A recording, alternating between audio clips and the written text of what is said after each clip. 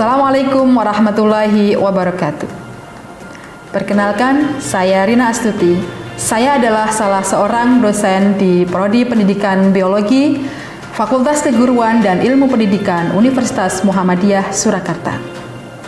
Pada kesempatan kali ini, saya akan menyampaikan terkait dengan mata kuliah yang saya ampu, yaitu mata kuliah histologi.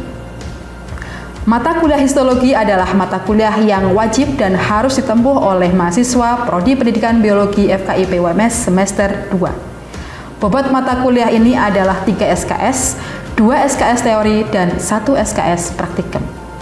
Kuliah dan praktikum ini harus saling terintegrasi. Sebagian besar materi yang disampaikan di dalam perkuliahan akan diamati di dalam praktikum. Mahasiswa yang menempuh mata kuliah histologi ini harus menempuh mata kuliah prasyarat, yaitu biologi sel. Sesuai dengan RPS yang disampaikan di program studi pendidikan biologi, mata kuliah histologi ini akan disampaikan dalam 16 kali pertemuan. 14 kali disampaikan secara luring dan 2 kali dalam kegiatan ujian tengah semester atau UTS dan ujian akhir semester atau UAS. CPMK dalam mata kuliah ini adalah yang pertama, mahasiswa mampu memahami penggolongan jaringan epitel berdasarkan bentuk dan susunan sel pada tubuh manusia. Yang kedua, mahasiswa mampu mendeskripsikan jenis jaringan penyambung, jaringan ikat khusus yang berupa tulang rawan, tulang sejati, dan juga jaringan lepak pada tubuh manusia. Yang ketiga, mahasiswa mampu memahami tentang sistem saraf. Yang keempat, mahasiswa mampu memahami jaringan otot berdasarkan ciri morfologis dan fungsionalnya. Yang kelima, mahasiswa mampu memahami secara histologis sistem organ pada manusia, baik itu sistem pencernaan, sistem pernafasan, sistem sirkulasi, sistem integumen, maupun sistem reproduksi.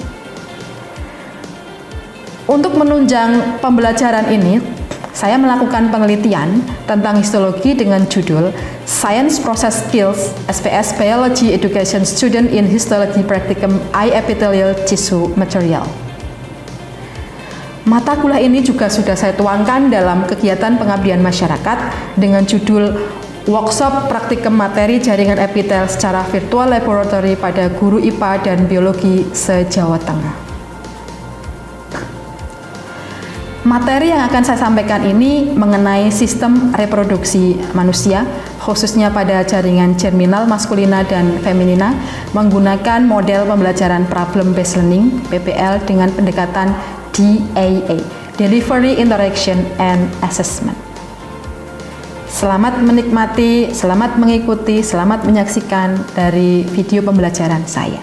Terima kasih. Assalamualaikum warahmatullahi wabarakatuh.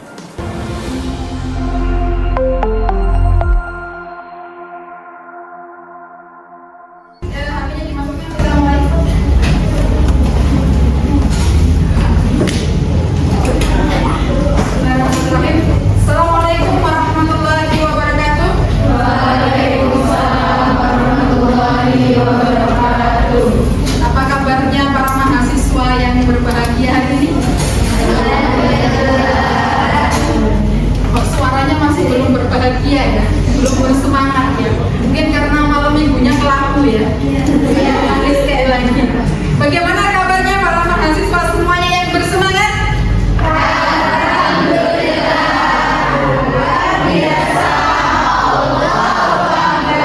Alhamdulillah. Nah, ini baru mahasiswa Prodi Pendidikan Biologi UMS. Semangatnya patut ditularkan ke yang lain. Kira-kira hari ini kita mau belajar apa ini? Belajar apa bapaknya? Sistem reproduksi. Kayaknya kok bilang sistem reproduksi masih agak-agak malu-malu ya. Ini tidak mengarah ke sistem reproduksi yang kemana-mana ya, karena ini adalah mata kuliah histologi. Jadi sistem reproduksinya nanti berkaitan dengan sistem reproduksi secara histologi.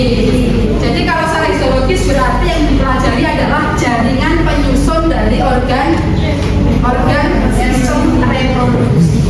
Jadi kalau Anda semuanya sudah bisa memahami apa itu jaringan-jaringan yang menyusun dari organ reproduksi, kemudian Anda juga bisa dan mampu melakukan pengamatan jaringan-jaringan germinal, baik itu yang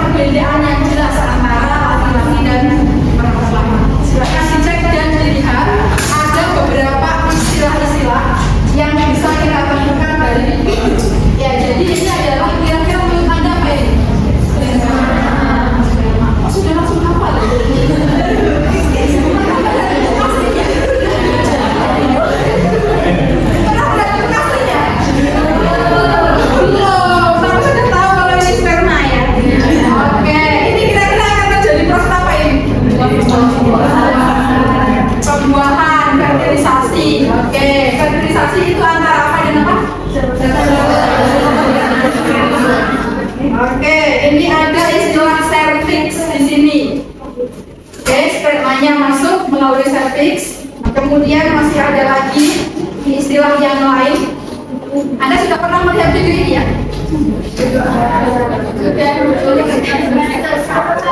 Kalau semester 1, oke. Ya, berarti sudah tahu bagian-bagian dari apa yang kita lakukan. Ada lagi istilah yang lain, apa itu? Uterus. Uterus ini dimiliki oleh perempuan atau laki-laki? Perempuan. Laki-laki nggak punya? Nggak punya ya. Ya perempuan yang punya ya. Oke, yang berikutnya apa ini? Bapak Lopi, perempuan atau laki-laki? Laki-laki punya apa sih? Laki-laki itu selain ibu punya apa lagi? Oke, serviks tadi uterus, kemudian itu Bapak Lopi. Ini ya yang dimiliki laki-laki ya, sperma ya. Masih ada lagi dari person ini? Kalau ada sperma berarti yang dimiliki oleh wanita apa? Sel telur. Oke, jadi ini bisa memperlihatkan perbedaan antara laki-laki dan perempuan. Ya, oke ya. Saya stop untuk videonya. Nah, jadi kalau kita lihat dari yang sudah kalian ketahui bahwa antara laki-laki dan perempuan itu secara histologis dan anatomisnya memiliki perbedaan organ reproduksinya, baik pria maupun wanita. Jadi wanita dan pria ini saling membutuhkan karena memang tidak semuanya dimiliki. Nah, kita akan lihat nanti sistem reproduksi pria dan sistem reproduksi wanita. Bedanya di sebelah mana? Saya coba perlihatkan dulu salah satunya yang dimiliki oleh pria. Nah, ini nanti akan kita coba lihat permasalahan yang muncul antara pria dan wanita ya. Apakah ada hubungannya sebenarnya dengan sifat-sifat yang nampak dari pria dan wanita? Karena secara hormonal ini akan mempengaruhi. Ada beberapa hormon yang dimiliki oleh wanita tapi juga tidak ada di pria. Salah satunya adalah hormon apa? Hormon estrogen, ya betul. Yang paling unik dari wanita adalah adanya hormon HCG.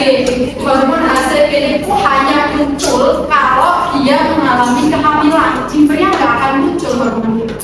Sehingga kalau di hashtag itu akan muncul dua garis. Nah, ini nanti ada hubungannya dengan sistem organ reproduksi. Cuman karena materi kita ini histologi, maka tidak sampai ke bagian fisiologinya. Nanti di semester 5 Anda akan kenal kenapa perempuan kalau hamil itu tidak menstruasi. Kenapa kalau tidak hamil dia mengalami proses menstruasi. Ini ada kaitannya dengan hormon yang dihasilkan oleh perempuan. Termasuk ketika menjelang menstruasi itu hormonalnya kan mulai ini ya, sehingga amarahnya mungkin lebih tidak terkendali dan seterusnya yang lain itu ada hubungannya. Jadi psikologis itu juga akan dipengaruhi juga oleh beberapa hal terkait dengan organ-organ yang dimiliki oleh perempuan. Nah, untuk sampai ke sini nanti aku sudah menyiapkan ada LKM ini. Nanti akan kita bahas perbedaan dari sistem reproduksinya laki-laki dan sistem reproduksinya perempuan. Itu ya. Di sini ada 7 LKM, kita bagi menjadi 7 kelompok. 1, 2, 3, 4, 5, 6, 7. Pas. Monggo silakan langsung berkelompok.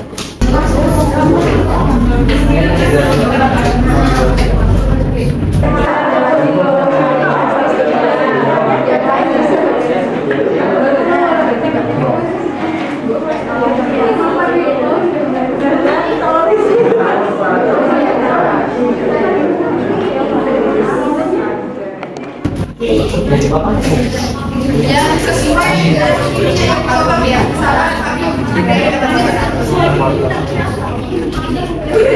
bisa aja dipotong bagian yang gambar pakai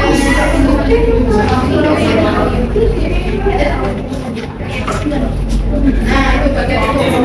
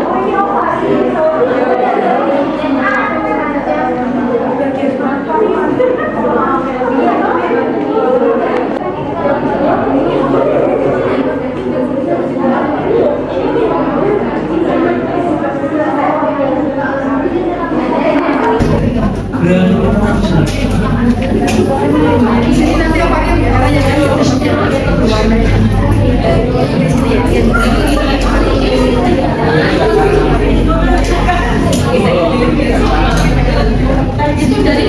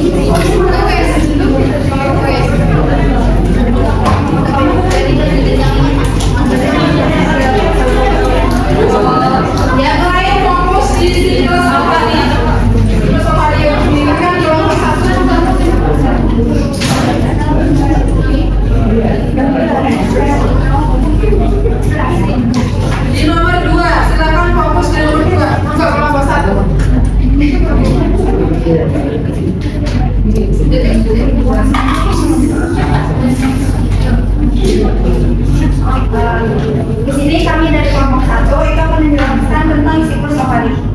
Yang pertama itu ada yuk. Ada itu yang bagian kelompok ponsel bisa mendengar nggak? Bisa, Bu. Bisa, oke. Tidak usah diperlihatkan ini nggak apa-apa. Anda ingat aja yang nomor berapa. Untuk yang nomor 2 itu yang bagian bulat kuning itu termasuk oosit. Terus yang bagian merah di sampingnya itu yang lingkar itu masuknya zona peroksida. Oke.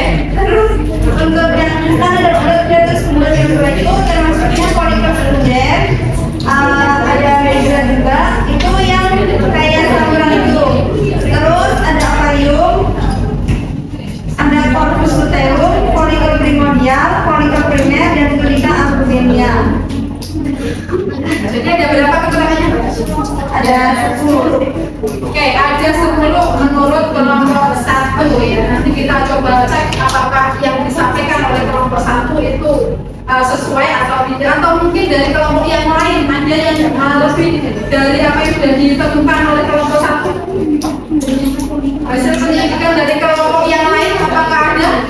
Ini ada 6 keterangan di tempat Anda ada berapa? Belum sama sekali. Pak, karena sama dengan kata-kata yang sama, istilah yang sama. Oke, ada lagi yang lain? Belum ada? Ya, jadi untuk yang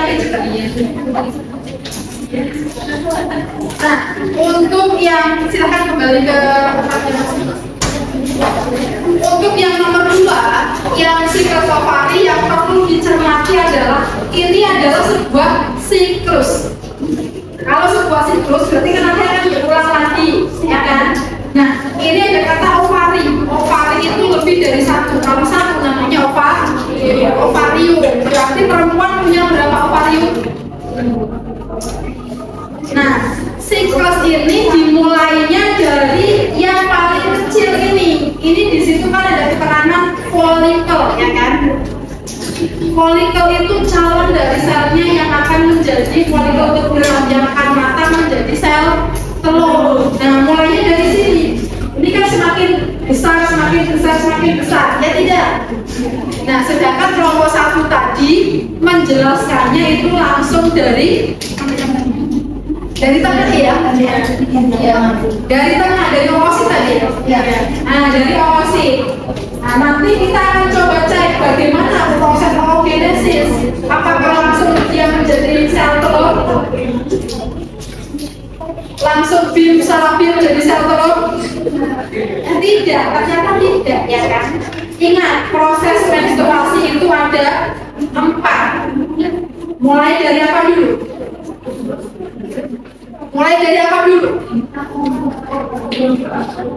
Ingat istilah ovulasi, praovulasi, menstruasi, pramenstruasi. Nah, berapa lama siklusnya? 1 bulan sekali ya. Ada yang panjang, ada yang pendek, ada yang sedang, ada yang siklusnya sampai 31 hari, ada yang 28, ada yang siklus pendek sekitar 21 ya kan. Nah, mulainya dari sini ini. Nah, ini ada kaitannya dengan proses oogenesis untuk pembuatan atau pembentukan dari sel telur. Oke, nanti kita coba cermati lagi prosesnya satu persatu. Sebelum ke sini kita lanjut dulu untuk yang proses oogenesis. Kelompok mana yang akan mencoba menyampaikan oogenesis? Kalau dari sini sudah berarti lari ke kelompok sini. Ya. Oke, Bapak Nia dan kawan-kawan silakan. Jadi bagian yang ditutup di sini adalah zona pellucida, kemudian terus pada bagian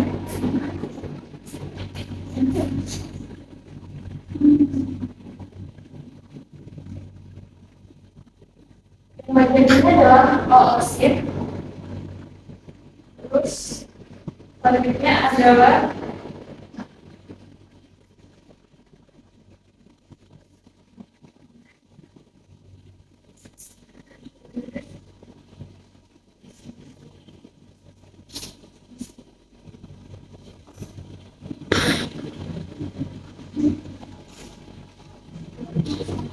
di bagian ini adalah granulosa sel.